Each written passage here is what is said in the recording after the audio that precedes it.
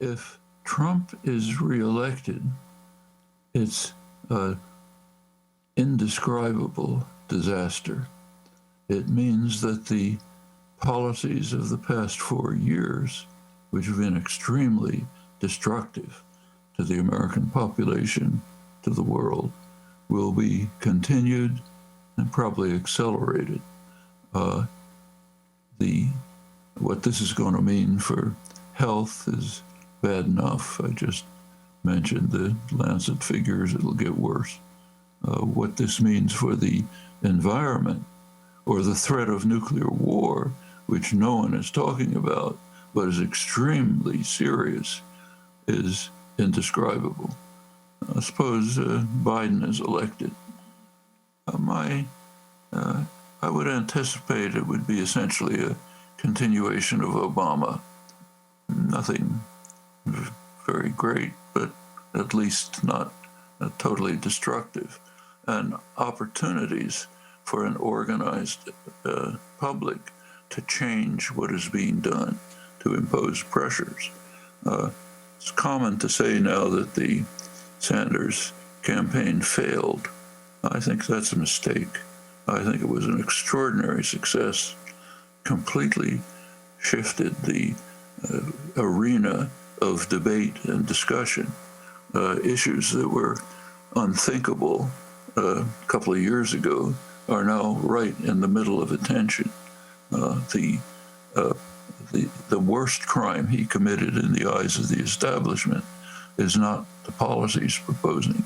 It's the fact that he was able to inspire popular movements which had already been developing, Occupy, Black Lives Matter, many others, and turn them into an activist movement which doesn't just show up every couple of years to push a lever and then go home, but applies constant pressure, constant activism, and so on. That could affect a Biden administration. We've seen some very striking examples. Take, say, the Green New Deal. A couple of years ago, that was an object of ridicule if it was mentioned at all. Some form of Green New Deal is essential for the survival of humanity. Now it's part of the general agenda. Why? Activist engagement, especially Sunrise Movement.